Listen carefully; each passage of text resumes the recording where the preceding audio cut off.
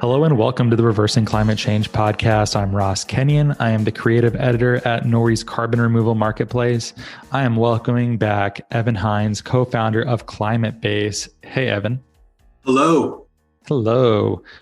A lot of new stuff happening at Climatebase. Nori has a featured job listed on your site right now. And then also you and I have been talking about the nature of communities, which sounds sort of generic and vague, but is actually remarkably fascinating in watching all these new communities start up on Slack, on Clubhouse, other places where people are connecting in new ways. There's a lot to talk about. I feel like we're barely going to scratch the surface, but maybe we should just dive in and start talking about what's new with Climatebase.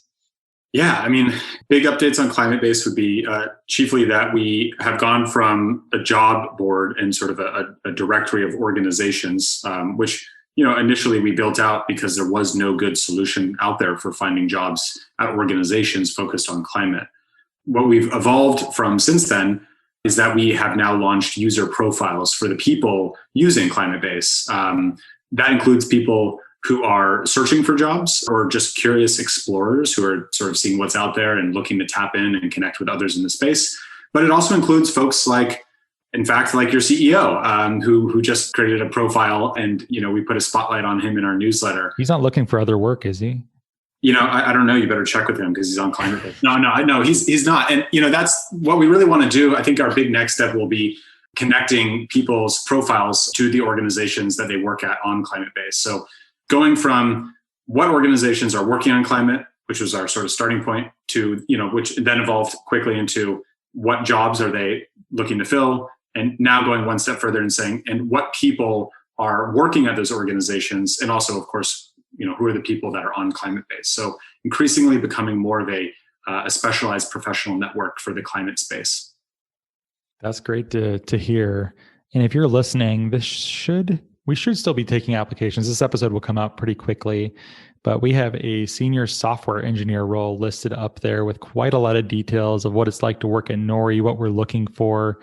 So if you are looking for a job and you could see yourself as a senior software engineer and you like what we do at Nori, you want to work on carbon removal and building a carbon removal marketplace, I think Evan would personally thank you for doing it through his site, right? Evan, that's just a great mark of validation for you.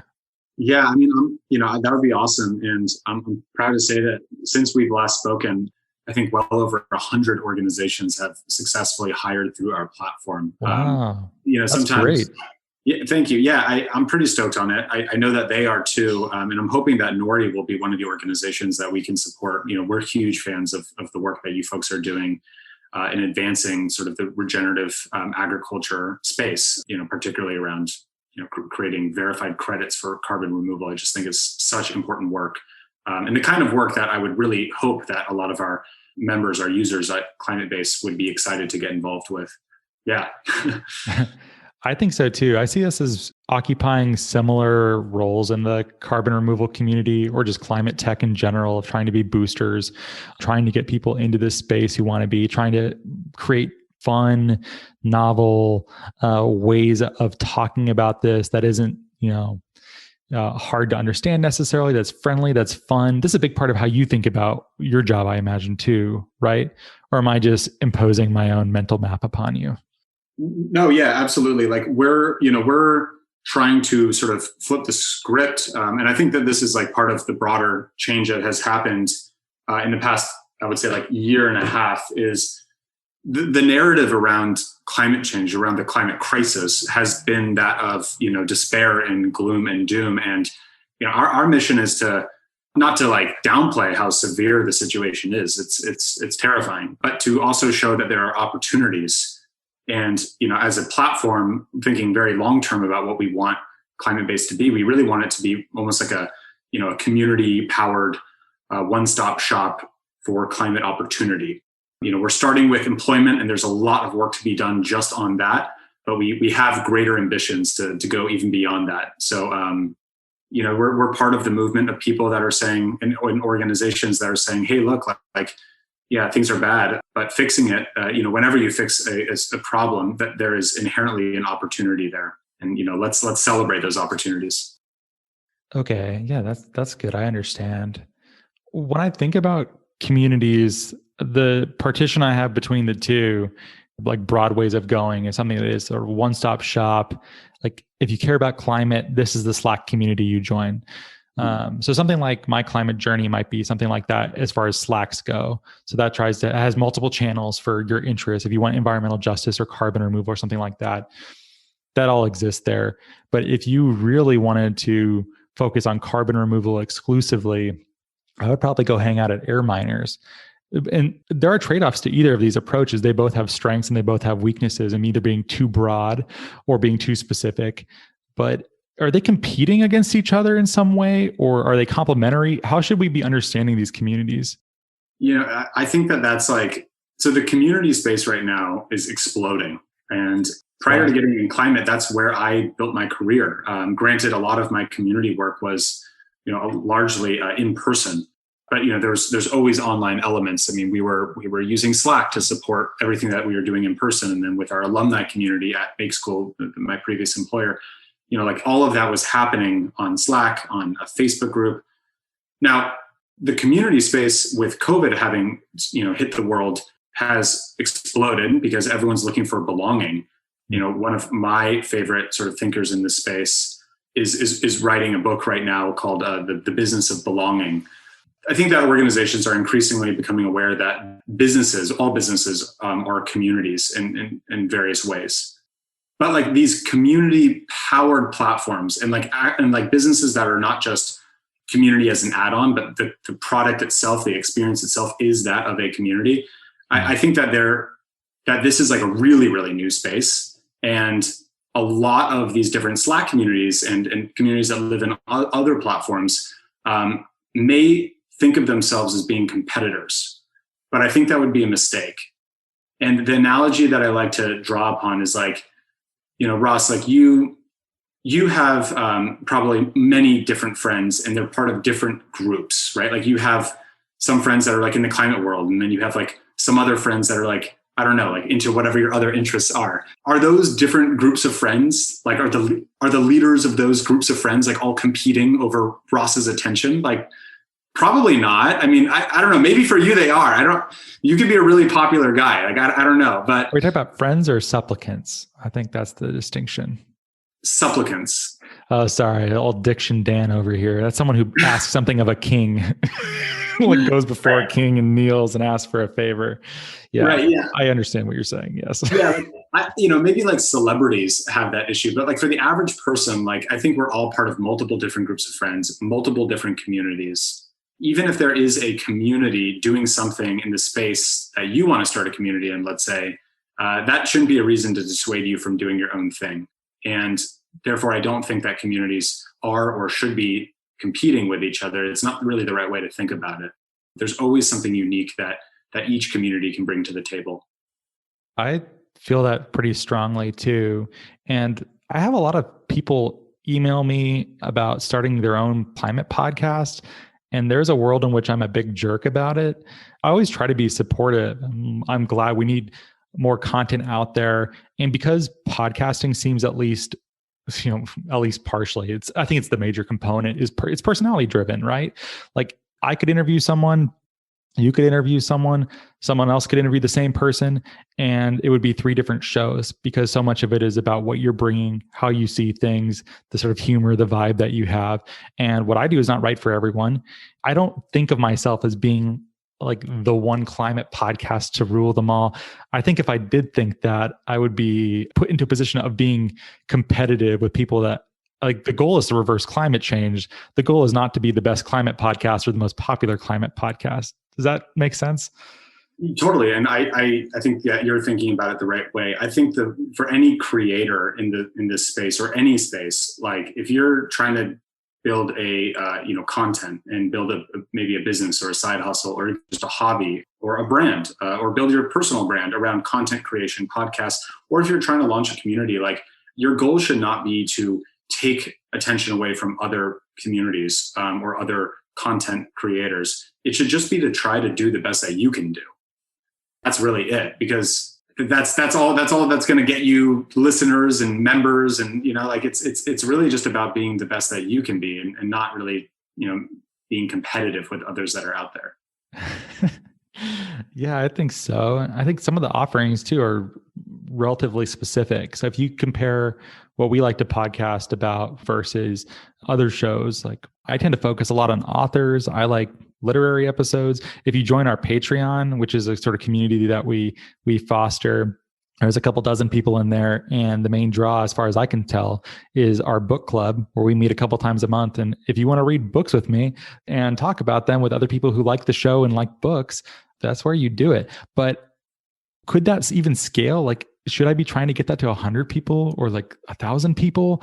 I think if it did that, it would be unwieldy and weird. Part of the charm is just having like a small group of friends, and like we're actually like fairly chummy, and like we're genuinely friends and like spending time together. And I don't know that that scales. Is it supposed to? Does everything have to scale in the world of tech? I just nested like 7 questions at you, so No, stab but it. no. Yeah. I mean, so I think that it depends on what your goals are. Like, if your goal is to provide a little bit of value to a lot of people, then scale might be the right way to do it.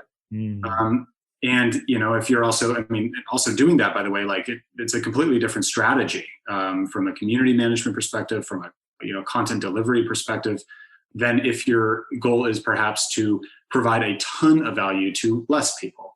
So it really depends on like what are your long-term goals. I would say, like, if you're trying to build a business based on content, so not like, again, like not looking at like content as an add-on, right? Like, Nori, your content isn't your business. Your content is like an add-on. It's like great stuff that keeps people engaged with your brand. But like, your team is not, you're not hiring a software engineer on Climatebase right now to work on your podcast, I would hope. Not yet. Not yet. ah, I think yes. I have some thoughts on that, but continue. Nice. So I think it really depends on like what your goal is. Just thinking solely about community. If your goal is to scale community, then that should align with. I mean, there has to be a real reason for that, because I actually think that some of the most valuable communities out there are the ones that are not fully scaled. I think that people want a sense of belonging, and oftentimes intimacy drives that sense of belonging. And so, I've seen a handful of amazing climate-focused communities out there that are, I think, trying to scale. But what they already have is like magic. Like, they already have the leaders and the thought, and the experts all in a space, and they're intimate and they're talking with each other, and amazing things are coming out of it. Projects are coming out of it. I don't know, like, don't fix a wheel if it's, or what's the expression? Don't fix a wheel if it's not broken. I'm probably messing that up, but like, yeah, don't like it, like there's already something special happening there. And so, like, you don't need to scale that out. Plus, like, depending on your audience type, like maybe what made that community amazing are the hard to get people that you got to join your community. And maybe when there's 10,000 more people in there, that person that made the place so special in the first place won't really want to participate that much. So, I think that whether you scale a community or not, it really just depends on what are the real goals in the first place. Yeah, that's a good point. I want to push back a tiny bit. I swear we'll talk about Climatebase and your insights for what you're going to move ahead. And this is all relevant to what will come. But I've been thinking a lot about fan culture, and a lot of what we do is giving people a chance to follow along with Nori. So we do a lot of episodes kind of like this one that are somewhat internally facing, that talk about how we're developing, what we're doing, us as people. And I think that allows a fair amount of trust. And hopefully if you listen to this show, it's because you either, this is weird to say, you either like me or you like my company, you like Nori, you want to be a part of the journey together. And that's why you're still here. Or we just appeal to your like unique, you want to read books and talk with authors, and that's fun. For the example I always come back to is, if I want to buy a pair of shoes, the first place I'm going to look is Allbirds, because I'm an Allbirds fan. And I like what they do. I think their shoes are super comfortable. I'm bought into the aesthetic, and I am a fan. And I think businesses in general realize that if they can create something like that, they should.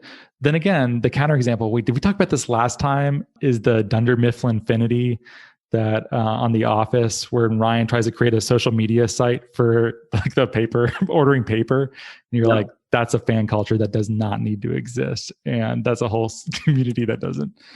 But that might need to exist. I mean, I think last time we were chatting, I literally said like, oh yeah, I don't think people want a social network for climate. Because you had asked Oh me, yeah, that's right. you had asked me, like, is that what we're building out? And I didn't Yes. really think that that was what we were building out at the time. We have been, and, and are, I would say, emerging from sort of a lab state, where we've been testing things. But I think what we're seeing is that actually people do want niche communities for pretty much every single interest that they care about. So maybe there is like a hardcore paper enthusiast community out there. In fact, I guarantee there is. I bet there's like a handmade paper Reddit subforum. Actually, I'm sure of it. I bet you if we looked it up right now, it would be there. It's like the primitive technology for like grow your own papyrus and make paper from scratch. Someone's doing it for sure.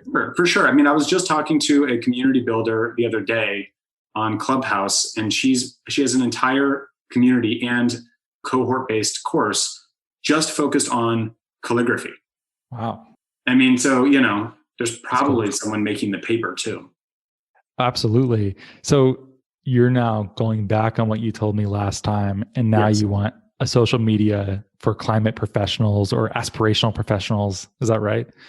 I think that's right. Yeah. I mean, we thought of that as one path that we could pursue, but I think we were just like maybe not seeing. I think we just weren't listening to our users enough, quite frankly. And I'm kind of embarrassed to say that, but like in reality, it's pretty clear that our audience wants to connect with each other, and that's why we've launched public profiles of our users, so that they can not only just have an identity on our platform, but really be able to connect with each other. Now, right now, the extent of this product is just that they can DM each other, which is useful, I think. But what we really want to do long term is actually build out more of a real community component to the platform. We're still certainly a few months away from that, and we have, I think, some exciting plans for how we're going to be doing that. But another thing that we've been talking about outside of having our own platform is the idea of, and this goes back to what we were just talking about earlier regarding like other communities and competing communities. There are so many great climate communities out there. And I don't think Climatebase will be, or certainly not is right now, but like, I don't think there's ever going to be one community for anything. That's just not how it works. People will always start new iterations of communities for similar topics. I want to be able to support all of these communities and kind of be like almost a meta network where you can, like, I can look up on Climatebase, like, oh, I'm going to look up Nori and see that, oh, look, like, like Ross works at Nori, and then I can see, like, I can click into Ross's profile and I can look at all the different communities that Ross is part of, like all these different climate communities that we partner with on Climatebase. And let's say he's in air miners, and that's the community that I'm already in. And I'm like, oh, great. Like, I'm just going to message him through air miners then. And I can click the air miners community tab and launch my Slack launch the air miners Slack and just shoot him a message through there, or I can message him through Climatebase if I would rather do that. But the reality is, like, many people are part of many communities, as this space is so closely networked. And we think that we have an opportunity to kind of like de-silo and shine a light on sort of like who's in this space and what are the subspaces that they're a part of. That's intriguing. But this is all just idea, I mean, this is, who knows? Yeah, you're a very iterative person. Every time I talk to you, you're just like, these ideas, running some experiments, seeing what people like. We'll see what happens. It's very startup-y. I mean, well, we have to be, like, we don't have product market fit. We know one thing though. A lot of people want to work in climate, and we built a pretty good solution that helps them get part of the way there. And I mean, for us, one of the best parts about having, cultivating an audience, and this is the case, of course, with anyone who's like actually cultivating a real community too, not just an audience. And there's a distinction there. But whenever you have an audience, whether it's unidirectional like us at the moment or a real community, it allows you to iterate a lot faster and get to product market faster, because you can get feedback from these people in a much more seamless way than if you don't actually have their, email addresses or something like that, right? So if you don't actually have like an audience, I think it can be really challenging to know what you should do next. But that audience, at least for us, has been really good about telling us what they want. Turns out the kind of people that want a climate job want a lot of different things when it comes to climate action.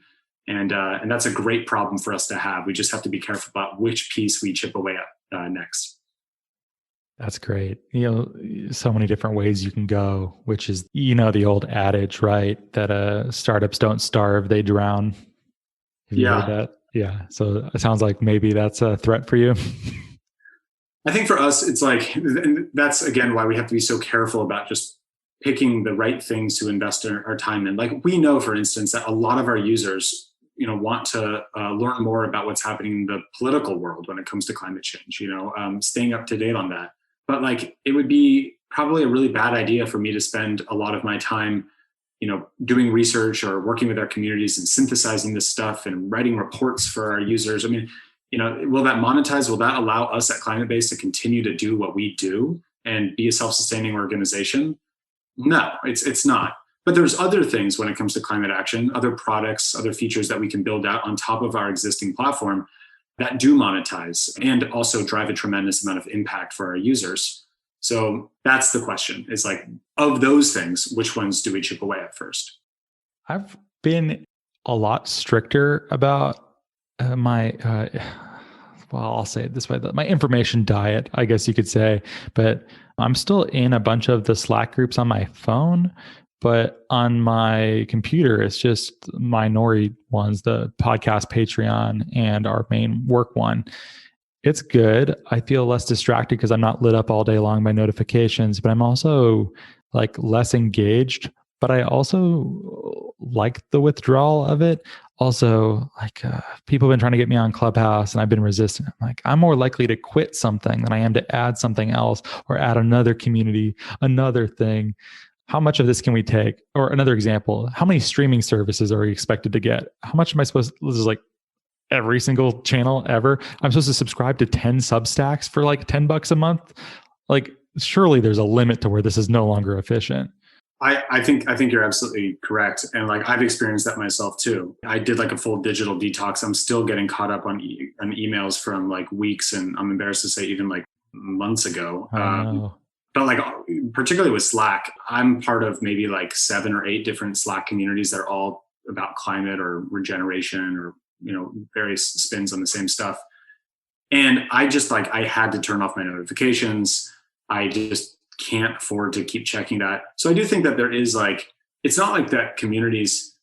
So maybe this line of thinking would lead one to believe like, oh yeah, well then you do need to be the best climate community if you really want to like not have people not active in your community, right? Like, but that's I don't know. Like again, like I think the solution there is not being competitive, but really just again like being the best that you can be as a community leader or as a content producer, and really figuring out like what is that unique thing that you can provide people, as opposed to maybe like being like doing it all in your community or doing it all in your newsletter. Like what's the one thing that you're going to really carve out that will keep people engaged? Maybe you won't attract like the biggest audience, but the audience you will attract, they're not going to like turn off your notifications or start marking your Substack newsletters as spam. Yeah. So do you know about strong and weak ties? Have you ever heard these terms before? In what context? This often comes up in sociology and in social capital theory. Strong ties being, close friends, family. Weak ties tend to be people from your street or in the Elks Lodge or something like that. And weak ties are where you get jobs from a lot of the times, having there are strengths and weaknesses to both of these networks really strongly.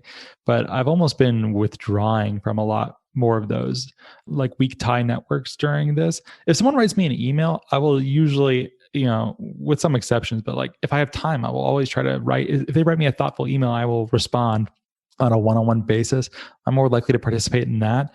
But if someone tags me on something on a Slack group I'm a part of, and it's like, what do you think, Ross? I'm like, I'm busy and like I have to write like a public response to something. I don't know that I want to do that. I don't use Twitter. I don't know that it's good for us. I sort of like want to withdraw into things that do not scale. But then again, I also talk on the internet. That's at least a big part of my job too. So I'm a man of contradictions, but I still haven't been able to figure out like how much I am at comfort with the digital age and the increasing like connectivity of everything. What should I do with that? I mean, I would say it's, this is all just personal choices. Like since we last spoke a couple months back, I got on Twitter and honestly, like I found Twitter to be magical. Like, honestly, like I was like literally just talking with like Chris Sacca like earlier this morning. And I mean, like nothing important, like, like silly stuff. I was like teaching him how to do a kickflip, literally.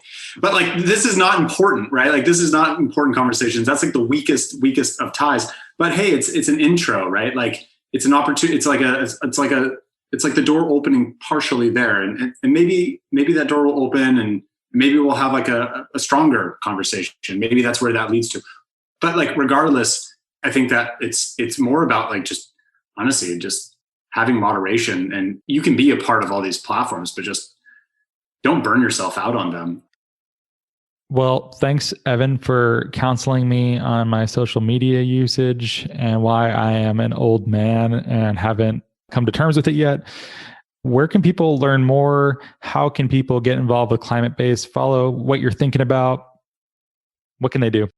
Well, I mean, again, we recently, just a couple of weeks back, we launched public profiles, and we think that that's going to be a really valuable way for people who want to work in this space to get discovered by the employers on our platform.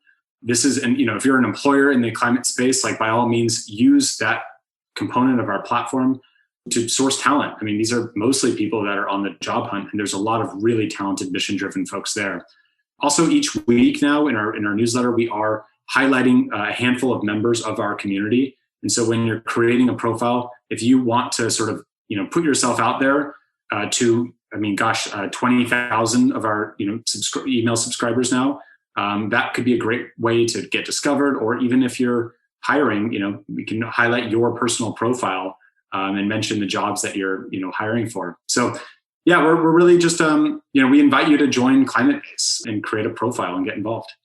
I'm so curious to see how you guys keep developing. I know you've been shoestringing it for a while and doing quite a lot given the various iterations that you have. I always like catching up with you and seeing what you're doing. Nori uses Climatebase. We're trying to hire a senior software engineer off of there, as I mentioned. So if that person's you should go check out the ad in the show notes.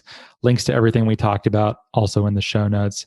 So for those of you who are like really eager to sort of fast track, accelerate your climate career, if you've been thinking about getting in this space and you're not sure where to start, or you're kind of intimidated by transitioning into a new field, we did recently, a few months back, announce our Climatebase Fellowship Program.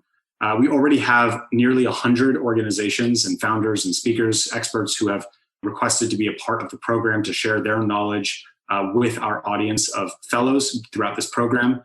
So you can kind of think about this as like an extended climate conference meets like extended hackathon with a really rich online community to support that whole process.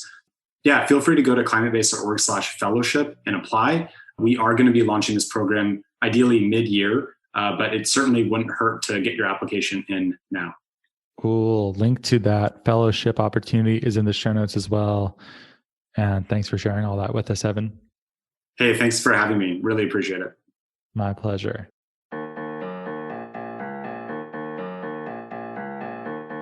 Well, thank you so much for listening. If you like the show, please rate and review it in Apple Podcasts and or Stitcher. It really helps us a lot to get this content to a wider audience. If you think what we're doing is useful, interesting, fun, hopefully all three, we'd certainly appreciate your rating and review.